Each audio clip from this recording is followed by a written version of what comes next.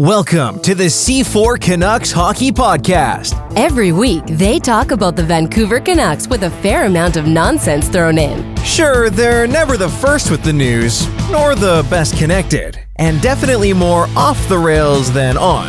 But they've been talking puck the longest, and that counts for something, right? So strap in for the longest running, best mediocre Canucks Hockey Podcast. It's C4 with Chris and Anna. Hi, Anna. Hi, Craig. Hi, Chris. Hi, Craig. Yeah. How are you? I'm fine. I'm great, actually. And anyone that knows my inclinations beyond the Vancouver Canucks in sport will know why. I am great. Because Arsenal won the league after 22 years. So, very happy. You know, it did get a little touch and go about a month back. Mm-hmm. Not that I was paying close attention. I mean, I casually watched the Premier League. I sort of followed Liverpool. Liverpool was trying to stay in the Champions League. They were out of contention of the top of the table before Christmas. Yeah, pretty much. What happens when you go on so like they had like a 4 or 5 match losing streak, I think, at one point. It was. I mean, that's small potatoes for the Vancouver Canucks, but No, I know. That's kind of a big but deal. Yeah, it is. Yeah, but congratulations on your side. Thank getting you. to celebrate Thank with the you. trophy. Still, as much as they won the league, did not celebrate as hard as Spurs fans did earlier today when Tottenham secured another season in the Premier League. This is 2 in a row. They're finished essentially just above relegation. Yeah. And this was even tighter. Honestly, I know that the sporting gods are not that good to give me an Arsenal Premier League and Tottenham relegation in the same season. I'm still hoping for 2 out of 3 with a Champions League win, but touch all the wood. But yeah, it was funny. It's been a funny season to be watching the boys down the road, but we'll take our success all day. Yeah. But this isn't a soccer or football podcast, depending on your predilection. This is about hockey, both Vancouver Canucks and Vancouver Goldeneyes. And we finally got news about the Vancouver Canucks. They've now got a general manager. 2 weeks ago, we weren't entirely sure who, what, when, where, and why. Though of the 2 potential choices, we were kind of okay with both. We got a little bit more than maybe we were fully expecting, and we'll get into that. And then, tank commander. He is going to have to command a different tank because Adam Foote is no longer the coach of the Vancouver Canucks. As far as the Goldeneyes are concerned, not a whole lot of news if you are a Goldeneyes fan, but if you are a fan of the PWHL, a lot of PWHL news to get into. So we'll be spending a lot of time talking about that. And then, I don't know, the NHL playoffs are still happening. We just recorded an episode, or started recording just as a game wrapped up tonight. Very disappointed in the state of that series, but this is what happens when you as a Canucks fan invest any energy whatsoever in another team. They just turn around and disappoint you. Yeah, that's the way of a Vancouver sports fan in general. Why don't we dive into Rewind and make this show happen? 2 weeks ago, we were talking about the fact that it was either going to be Ryan Johnson or Evan Gould. I mean, that was what the streets were suggesting. And we weren't entirely sure how many lists there still were to be worked through, and ultimately when a decision would be made, if it would be made. And no word of a lie, we even sort of delayed an episode because we're like, the news suggests that it's going to be announced like late afternoon. Didn't. So I published, and then I think the following day was when that's how it goes. The announcement happened. But it is Ryan Johnson. He was the general manager chosen, but also there are co-presidents of hockey operations in Daniel and Henrik Sedin, which we had heard that the Sedins would be involved in some capacity. The curiosity is to what would that capacity be? Would they be AGMs to a GM? um, potentially VPs of hockey operation to who knows what. No, they're co-pohos. And it was their decision to go with Ryan Johnson as it came out. So I guess what transpired in the search and the 3 or 4 or 5 lists, how many ever there were, a decision was made to have the Sedins as boss guys. And then in turn, the Sedins were the ones who got to quote unquote make the decision. Though, with all the smoke that came of Evan Gold potentially being the general manager and then suddenly not, I do wonder how much truth there is to Daniel and Henrik being the ones who ultimately got full say. Well, but yeah, I mean, they did say in their press conference they spent a day with both, so I do think maybe it wasn't. I mean, they kind of also said, look, ownership gets final say. They were honest about that. Like, that's, who signs off on the decision, that's for sure. But yeah, I do think it's important because we were both talking about Jim Rutherford picking a GM and then say, good luck, see you later, and having no kind of transition to smooth over. But yeah, it's a new day. It's a new era. Were you surprised at the Sedins being basically, No, I mean, the ship? it didn't occur to me that they'd fit as AGMs in the context of like a Ryan Johnson GM and a Sedins as AGMs. That'd make a lot of sense. I'm a little surprised of the co-poho title, and I do worry because We do everything together. Well, okay, that isn't sort of a thought in the sense of I worry. I mean, they do everything together, and the concern is just with, we saw this sort of happen with Trevor Linden, where he had the ear of ownership until suddenly he didn't. It would be, I think, difficult for Ryan Johnson as GM to go and suggest Daniel and Henrik are wrong. I actually think they're a much more united front. And then from a perspective of ownership, like the Aquilini family has to know that they've made this decision and they have to accept that if, Daniel and Henrik say X, that ownership, as much as they might want to say Y, can't come in with that prerogative that their decision is what's ultimately gonna fly. So, I genuinely wonder, is this finally the transition where ownership will allow a front office to do what it needs to do to get a job done? Right. And obviously, Sedins gave lip service to the fact that, they talked with ownership and said they wouldn't have taken this job if they didn't have that autonomy. But yeah, we'll see in practice. Obviously, like, I'm not being completely naive, I don't think, but there is a difference this time of we are in a rebuild. Ownership know we're in a rebuild, and they know we're in a slow rebuild. Like, this isn't happening overnight. Whereas Linden came in and said, yikes, you need to rebuild. And ownership was not ready to do that. So, well, I don't think he came in and said rebuild from the get-go.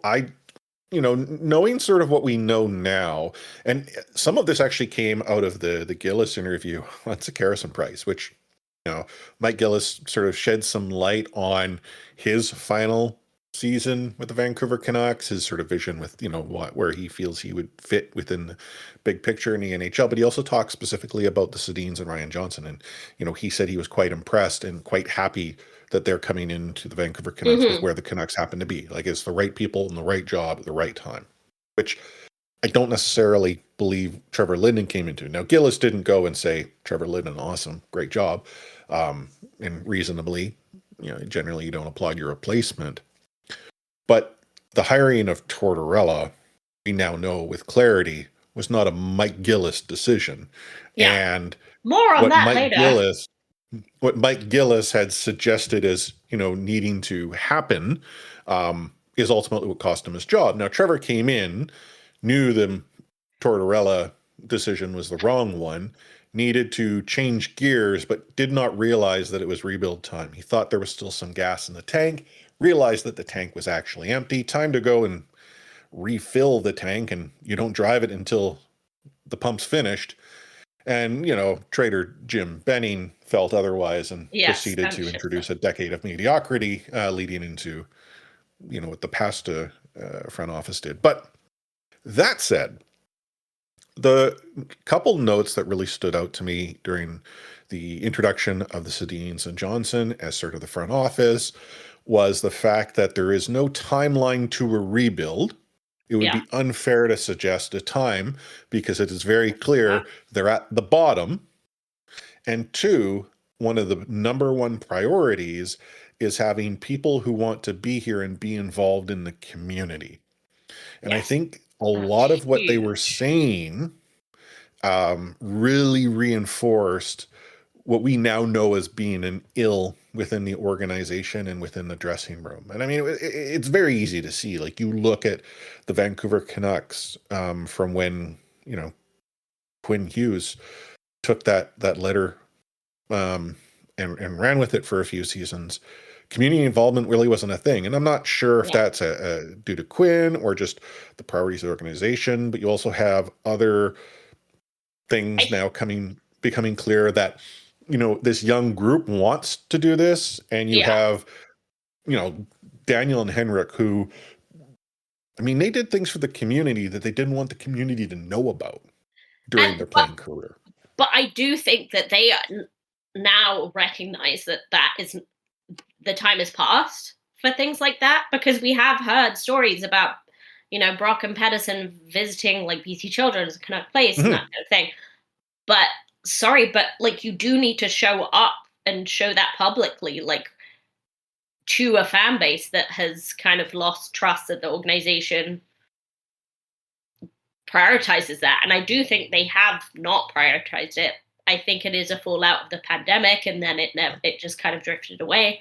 But yeah, I think the Sedins were saying, like, we've got to show our fan base that they can be proud to be a Canucks fan again, and being a community member is a huge part of that. I think back to, it would have been like the early to mid 90s, and the Vancouver Canucks weren't really a good team at that time. It was sort of when Pat Quinn had just sort of taken over the organization.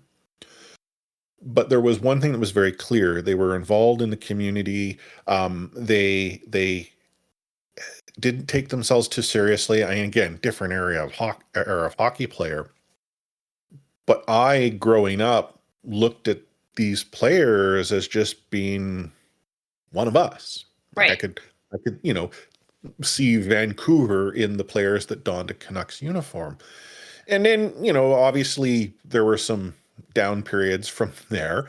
But anytime the team wasn't good, if I could at least go and say, hey, but I see this, the effort, the connection to the community, the desire to be here, I all of those cut things. some slack. Whereas in the past couple of years, let's be honest, they haven't been good, and they've done very little to ingratiate themselves to a market that would just love to connect in some way, shape, or form. Yeah. I think it's also beyond certain, like, it's embracing the fact, media have a role. You don't have to be combative. Like, why is it that Kevin Bieksa is thought so highly of? Well, it's because Kevin knew how to talk to people and have fun and show personality. And that's, still to this day, what people look at him as being, the epitome of what a good Vancouver team should be. Anyhow, I do look forward to that adjustment. And hearing some of the comments from these younger players, like Steve William, Aturatu, Marco Rossi, like guys who didn't really, come up through all the locker room drama, but are now feeling safe to actually express themselves, which says something that they were here and they were new and understood their role, but didn't feel that they could speak up. I like the direction. And as long as they embrace the fact that the rebuild is not over, I am okay with what may come. Yeah. They said all the right things. It has to be said. And they said all they could say to give us confidence without actually seeing it in practice. Yeah. One of the questions came up in the press conference.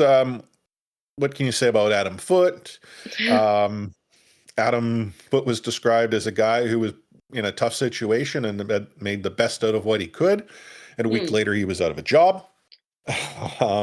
I believe that decision was probably a done deal prior to the 1 week and the opportunity to talk to him. I think because, they hadn't dotted the I's and crossed the T's, it felt unfair to do that. Throw him under the bus. And I do understand that. But yeah, it did feel like the dreaded football managers getting the vote of confidence from their board. And then, they're about to get sacked. Yeah. Well, but did he really get a vote of confidence in the presser? No, it was more like, let's cut him some slack. And I'm like, let's not. Because, I think we both kind of agree that while Canucks are not in a place to, shoot up the standings, I don't think a new coach will do that, first of all. This is not a team that's just won, while we recognize Foote's failings and just that they were systemic, I don't think a new coach, turns this team around. No. Even superficially. But yeah, I think with that kind of mentality side that we talked about and the young players that we see coming through, we just can't risk having them develop under Adam Foote any longer. Yeah, and that is truly it. You need a coach that can work with young players, help them grow and develop. You look at Adam Foote, you look at, Tocchet before him. If there was a complaint, it's that young players had no hope of actually getting an opportunity or the ability to make mistakes. Mistakes are what got you sent into the press box or having a 2-minute third period. They were trying to squeeze, points out of every game when it was clear the team really wasn't good enough to be anything more than in the mushy mediocrity of the middle.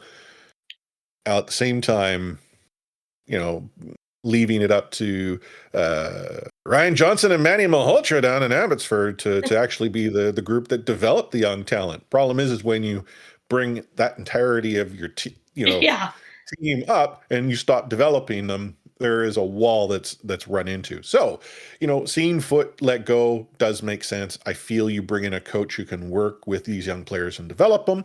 And hey, there's a guy in Abbotsford that has a lot of experience, is considered to be the person who's probably going to get the job in Manny Malhotra.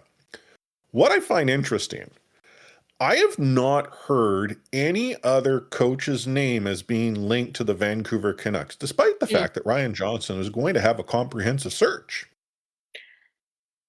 This is true.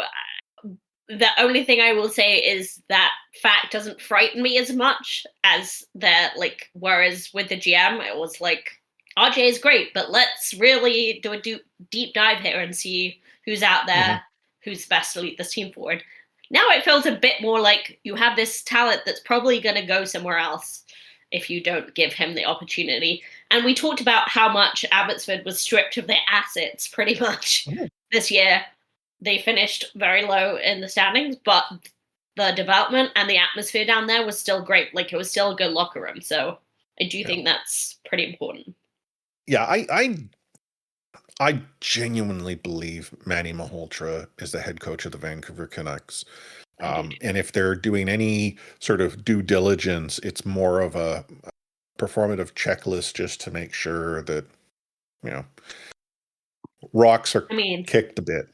Yeah, sure. If you haven't done it already, even though he's been employed with the Vancouver Canucks organization on and off for the last however many 10 years, maybe. Maybe not that long.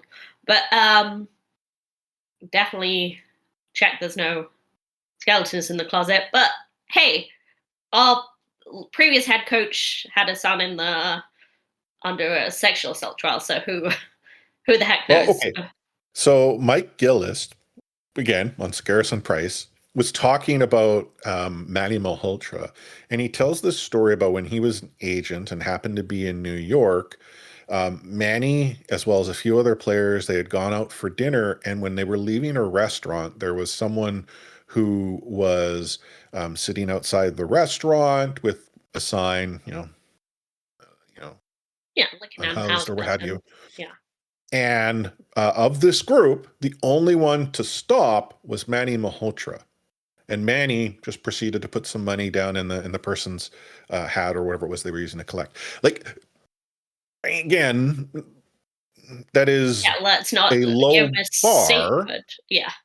But you have to consider in this group of players, only one of them sort of even and you would have notices. to think that Mike Gillis is telling this story because it's indicative of who Manny is more widely. So, and that's what we've kind of shown. Obviously, he went through a huge difficulty in his career with the injury, the eye injury, came back from that. Even though Canucks literally didn't want to put him out on the ice for his own safety, he still came back to work with him. So, yeah. No, I have not heard anything bad of Manny Malhotra. Yeah. Like, it occurs to me that he is the type of person who is probably of good ilk. Yes. So, potential spanner in the works would be Caleb Malhotra, draft eligible prospect. Okay, at number 3. the way we were talking about, I'm like, oh, do you know something? No. I totally, definitely. So that's something, but it's worth talking about, even though Canucks say whether or not Manny as head coach will not affect their draft decisions. I wonder. I've given it some thought. If Manny gets, like, to me, you don't pass over Manny because you want to draft Caleb. To me, your head coach is more critical than the one player out of this draft. I agree. But do you pass over a draft prospect because is Caleb NHL ready? Maybe. At least. And maybe he's not. Like, it does seem to be like. I'm not saying he is or he isn't. Stenberg. Maybe it's not a problem. Maybe Stenberg gets passed over by San Jose, and we're sitting here. You're talking about sitting pretty. Toronto's not going to take McKenna because, Oh, bad juju. Yeah. You don't want that problem. Him and his mom. Let me tell you. Anyhow. Yeah, it's just like it could not be an issue, but I can't help but think. If they're looking at Caleb Malhotra and then they're like, but we also really like Reed and we like Charles or whoever it is, like, it have to think that it would factor into their decision. This is not like a guy that's going to be like, I think we already discussed, like, Rob Brindamore's kid plays in the Carolina system. Like, he's played, like, one NHL game or something. So, like, yeah. I just don't see how you would win with that. Either he's too hard on the kid or he's too nice on the kid, and then it'll change day to day. Oh, well, we'll see. I mean, we got plenty of time to wonder as to the Canucks' priorities going into the NHL entry draft, as it's only a month-ish away. Hopefully by then they've hired a coach. We hope. Yeah. Anything else about the Vancouver Canucks, or is it time for us to take a short break? I think that's it. Okay, you're listening to the C4 Hockey Podcast, brought to you by Anna, Chris, and Craig. Take hitting out of the game. You can't hit anymore, so don't do it. The unsportsmanlike conduct, I want to get an explanation on that. No kidding. Because how do you get suspended for unsportsmanlike conduct? Plus interference. There's no interference there. He had the puck. Now, Madison never ever did that before. Now, why did he do it? Because he was mad. Well, your early favorite for the Calder Trophy, that's for sure. Elias Pettersson, you might even say your early favorite for the Hart Trophy. Just to get back to your question, Elias is going to play plenty. He didn't play. He's going to get a lot of power play time. And, yeah, I'm concerned about our offense. We lost 200-point players, and we've got to find a way to score. Moving on to the PWHL. The Walter Cup has come and gone. I'm trying to think. Had Montreal won the previous series? Because the game got delayed by one night. No. Okay, so to catch you up here, because again, this is the problem with our sort of 2-week off-season recording schedule. I had sort of talked about the possibility of an all-Canadian Walter Cup final. Ottawa had actually won, I believe, and then Montreal had a game to go, but then the game got rescheduled due to illness, and then happened the night following. Montreal ended up being successful. They go into the Walter Cup final against Ottawa, and it was a competitive series. Though Ottawa, yeah, I mean, Ottawa got one win, could have had two, but Montreal was clearly the better team. And I think if we had been able to talk about the series, I think both you and I would have said probably Ottawa in 4, or no, sorry, Montreal in 4. Yeah, I mean, Ottawa is scrappy, and they have been this whole season. That's how they've remained competitive. I mean, that game 4 where they scored with like how many seconds, 13 seconds left or something. I'm just pulling that out my butt. I don't actually know if that's true.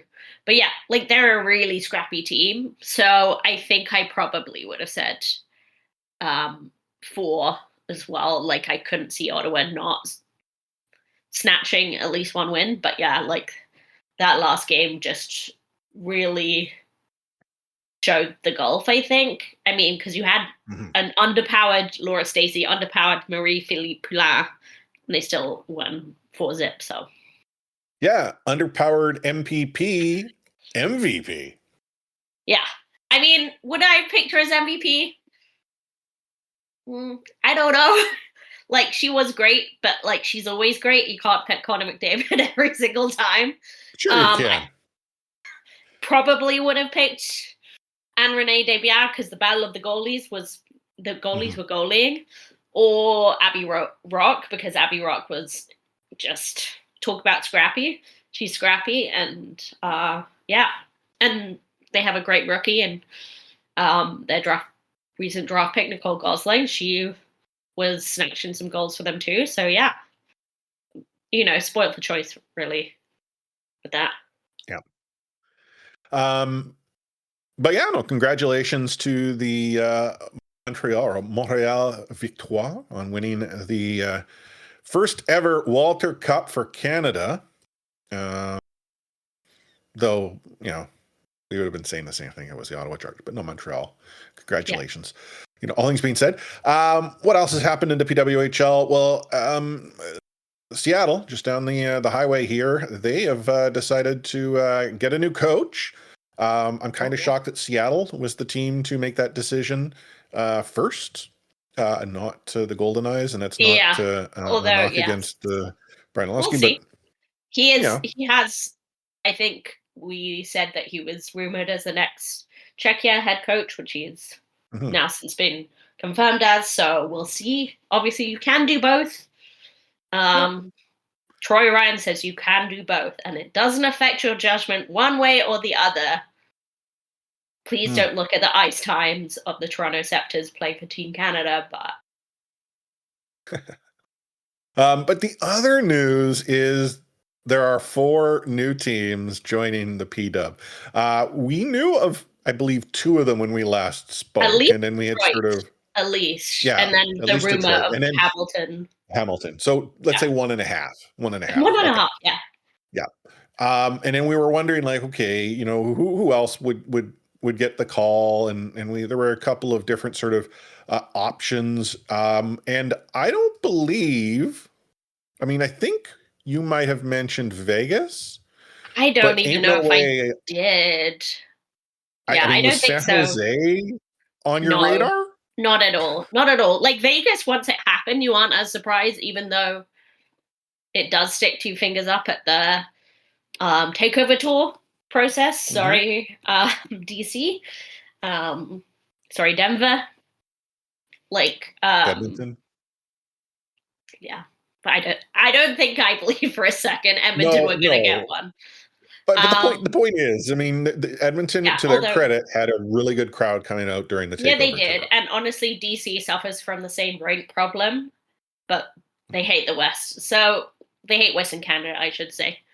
not the West, clearly. But yeah, San Jose was not on my radar whatsoever. So, I mean, yay, less travel to play San Jose, I guess. But yeah, should be very interesting to see that. The aforementioned Troy Ryan will be GM and coach. What could possibly go wrong? Nothing whatsoever. So yeah, Hamilton, that was the half. They got named officially. Megan Duggan is the general manager for the Hamilton team. It should also be noted that of these, 4 new teams, only one of them is going to be playing in a barn that's not going to be occupied by an NHL franchise. So, I mean, again, that's not necessarily a problem, but the NHL franchise is going to be number one in all shapes, ways, and forms. No so primary you're not, tenants. Yeah. Yeah, like San Jose, who have this orange and blue color scheme, is going to be skating in a barn that is fully going to be, teal and silver. Yeah. Like honestly, I it don't is what hate it the is. San Jose colors, even though I hate orange so much when it comes to Edmonton and Philadelphia. The shades do look a little better. But yeah, teal is like literally the best color in sports. Like San Jose have the market cornered there, so yeah. But I do understand wanting to be different. You can't be too close to Seattle or whatever. But yeah. Yeah. Anyhow, it is another team on the West Coast, so arguably travel isn't as hard for Vancouver. Though, let's be honest, doesn't matter where any team in Vancouver needs to travel to. It's far. It's far. I say for Seattle, but they can't play each other 20 times in the season. Can't we? That would be good. Yeah. But if you haven't seen the colors, so Vegas is cactus green, Hamilton is like a red and orange, and then Detroit is sort of a black white with like orange highlights. There's a lot of orange going on, yeah, which is interesting. I mean, and even also Vancouver like black and gray as like the third color in a lot of teams. Yeah, and I know we have brown, so if you'd have told me beforehand that like I would actually like having brown as a color, I'd be shocked. But yeah, maybe I'll be pleasantly surprised. Yeah, and then at this time, there are no team names associated with any of these 4 franchises. As far as we are concerned, it's simply Detroit, Hamilton, Las Vegas, San Jose. But as we saw from last season, both the Goldeneyes and the Torrents got names, which are, I'm going to presume, going to be actually the center crest in season number 2, as that is the expectation in the PW. But I'm excited for that. We shall see. Yeah. NHL playoffs. So I'm trying to think. I don't know where we were 2 weeks ago. It's been so long. But let's talk about the 4 teams that are currently fighting it out in the conference finals. So out east, you've got the Hurricanes and the Canadiens. And out west, you've got the Golden Knights and the Avs. Now, the series in the east, the question is could the Hurricanes lose a game? And the answer is game 1. They lost game 1 against the Canadian. And they lost game 1 against the Canadian substantially. Like, it was quite clear Montreal still had their form, having had to fight it out in 2 consecutive rounds playing a lot of hockey, whereas Carolina had been kicking around for a week and a half, 2 weeks, or whatever it was. I mean, they had wrapped up their second round series so quick. That series is tied 1-1. It is going to be interesting that could be the one that goes long, because had you had me choose West or East, I would have told you the West was probably the one that's going to be quick. And it could be, which is unfortunate, because the Avalanche, I would have thought, could have handled the Golden Knights, but apparently, one would think no. Yeah, they had 3 zip down as of this recording, because we started right after game 3. Looked like, Colorado got off to a, I think, 2-0 lead. It seemed like, they're back. It was a 3-0 3-0 even. 3-0 after 1. Yeah. Then it was 3-3 after 2, and then was it 5-3 final? Final, yeah. Vegas had scored with about 10-ish minutes left in the third to go ahead 4-3, and then number 5 was an empty netter. It's just we've seen Colorado just completely take over games, either from in front or behind, like, completely, slam dunking over Minnesota, who are no, like, teddy bears, really. Like, whereas Vegas have just had to play Anaheim and Utah and, like, good, promising young teams, not necessarily someone you'd say were, like, the toughest playoff opposition. But turns out sometimes like bad guys finish first. I don't know. Yeah, I mean, there's a lot of reasons why we're not down with Vegas. The problem is probably the big one is arguably the reason they're currently 3 games to 0. And not to say, but it's true. It's unfortunate that someone in that position is likely going to get rewarded for the opportunity being presented. I don't like it, but I have to accept the reality that I don't see the Avs coming back and winning 4 straight. No, and I could see the Avs losing. maybe winning 1, maybe 2, but they're not. They're not. 2, I don't see them losing 4-0, but I don't see them winning 4 in the bounce. No, it just seems so unlikely. No. So anyhow, guess I'm a Habs fan. I mean, I don't want to say betting on a losing horse again, but I do think Carolina are back in the game. We'll see. Maybe by the time this comes out, people will be laughing at me because Habs completely come back. Credit to the Hurricanes in game 2, right? Like both teams played well. The Canes played just that bit more. But you got to think Montreal went in to rally to get a win, which they did. They got the job done. For sure. And coming back to the Bell Center, having split the series, you got to be happy if you're a Canadiens fan. Yeah, and honestly, the Bell Center is huge. Like, it's crazy. The atmosphere and the playoffs has been amazing. So, somewhat related. I don't know if you heard this story, but there was a rink in Gatineau, Quebec, that wanted to have a watch party and share the broadcast. The rink, pretty cool name, the Slush Puppy Center. That's quite literally the brand Slush Puppy, and then Center, or I believe because it's in Gatineau, it'll be Santa de Slush Puppy or something like that. The NHL said no. Do you know why the NHL said no to a rink in Gatineau, Quebec? Because Gatineau is considered part of the Ottawa Senators broadcast region. And therefore, the geographic area does not have permission to broadcast a competitor, which is like, yes, Ottawa? In my mind. Completely, like, that's crazy. A few things have blown my mind in that last story. One, Slush Puppy still exists. I remember having those at bowling parties when I was 6. But okay, that's still happening. But 2, it's in Quebec. Have you heard of the English-French-Canadian rivalry? Well, okay. I mean, Gatineau is in Quebec, and it is to the west, where you got to consider Ottawa is essentially across the river from Hull, Quebec. There is a geographical connection. I mean, again, there's a number of teams who do attract fans from outside of what you would consider their traditional geographic market, like Buffalo, for instance. There's a reason why the Sabres sing "Oh Canada" at every game, even though there aren't Canadian teams present. It's because they know they have a fan base that's coming across the border or is following the team because they're closer to proximity than, the team in the Big Smoke.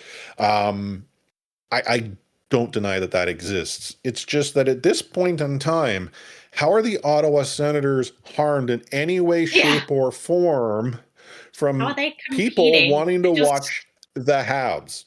That's very just jobs worth. Like, technically, shut up. Just like, God forbid, sport cater to fans.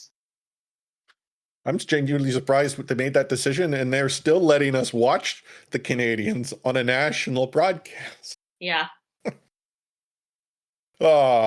Anyhow. In 2 weeks' time, there's going to be a Stanley Cup final taking place. Who are the two teams? Vegas and Carolina. All right, Vegas and Montreal. Okay. We'll see. We'll see which one of us is right, because, I mean, watch us both be wrong because the Avalanche do the impossible. And if so, We'll be so Colorado all happy. the way after that. Yeah. Oh, yeah. If they overcome a deficit like this, 100%. Oh, well, here we are. End of a show. We'll get back in 2 weeks. Maybe the Vancouver Canucks will have hired a head coach. I didn't mention in Rewind, it sounds like the front office isn't going to change too much with Ryan Johnson coming in.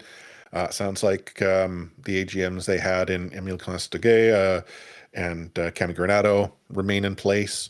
They each have their sounds thing. like It does make sense to me.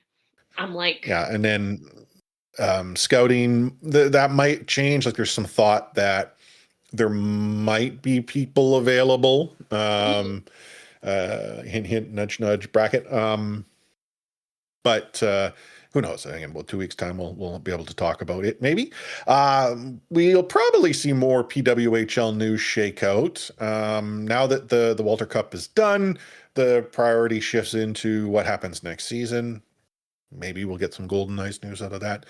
And hopefully we'll be able to talk about it. But before then, you'll probably want to hang out and chat with me, Anna, and the fabulous listeners of the C4 Hockey Podcast.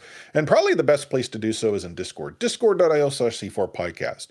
You can also check our back catalog of episodes at c4podcast.com.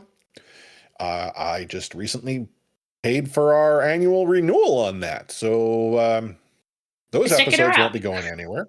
Yeah. I mean, you've got to think back. Like just over a year ago, we were in this weird place where our network, who was paying for hosting, elected not to for some reason.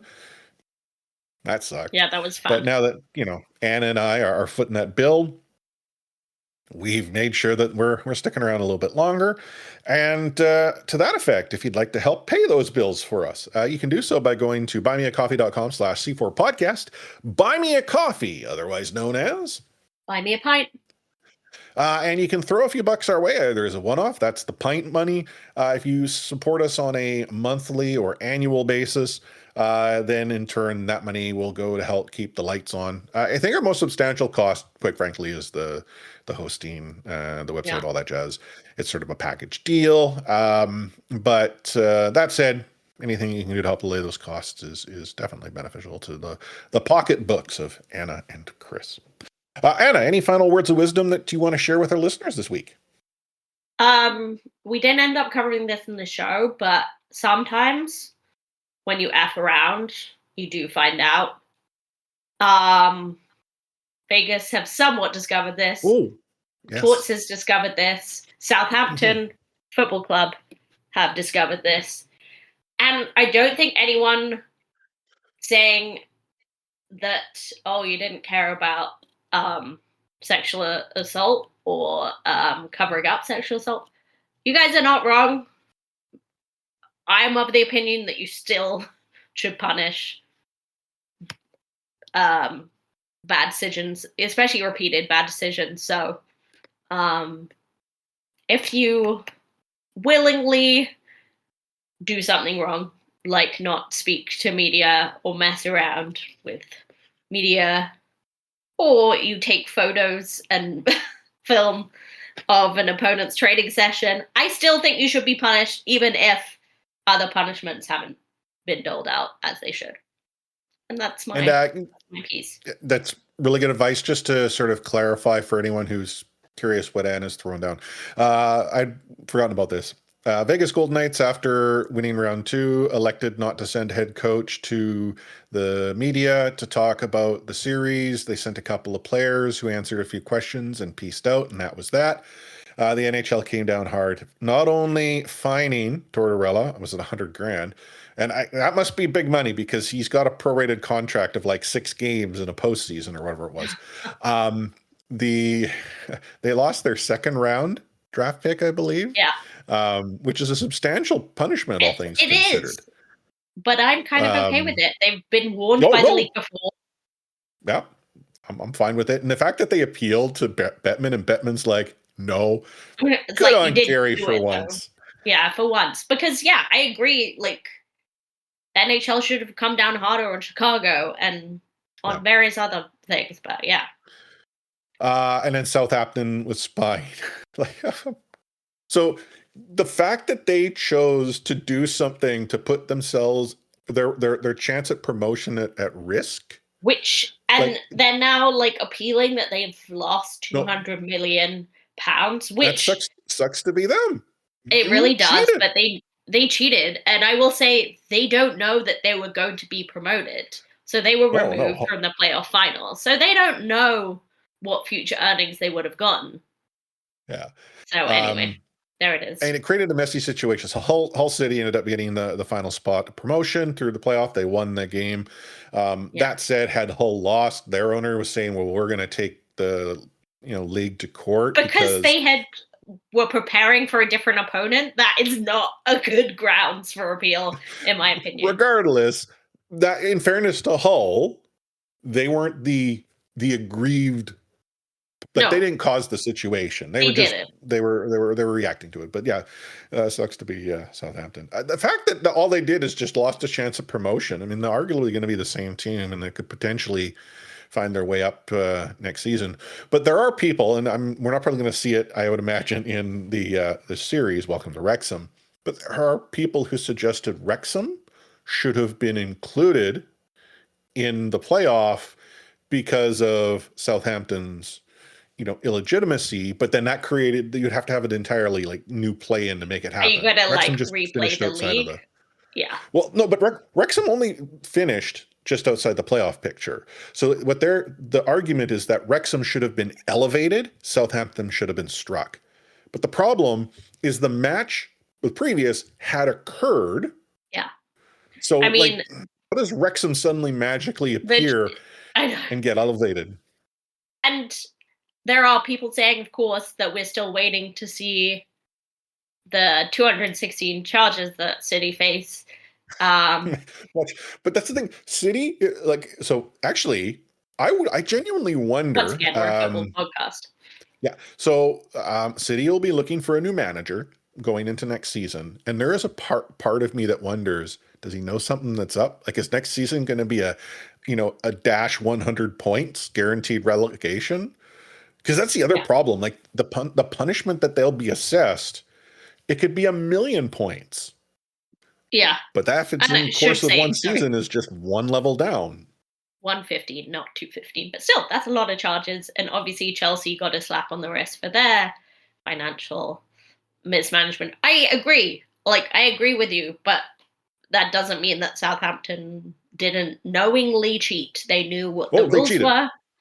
Yeah, they also lost all 3 games that they spied to prepare for. So there we go. Cheaters never prosper. Final wisdom from me. If you ever run into a situation where your parent asks you a question that suggests they might know something, do not choose the path as to which includes a lie, because there is a good chance that the parent knows what's occurred, and lying actually makes the matter significantly worse. I'm hoping you're the parent in this situation. I am, and unfortunately, we're just coming off of someone who had been grounded for a week, having made very poor choices. Yeah. And I do not like being the disciplinarian. It is not a fun role for me to fill, but I believe important life lessons were learned. having been caught doing something you're not supposed to, but then in turn, when being presented with the opportunity to fess up, which again probably results in some form of punishment of an undetermined level, lying about it, infinitely worse. Punishment exponentially worse. Wise parenting really isn't all that lessons. bad. Yeah. Learn from me. And if you happen to have parents that are asking you questions and you're, I don't know how many younger kids are listening to us. All of us may or may not have parents, but if they do and they ask you these questions, don't lie. Just, you'll get grounded. I wonder what would happen if I got grounded. I kind of want this to happen. Oh, anyhow, if you want to find us on social media at the C4 Podcast on X, the Real C4 Podcast on Threads, and c4podcast.com on Blue Sky, and as A403, myself, Lightforce. And on behalf of Craig, who doesn't have social media as far as I'm aware, we out.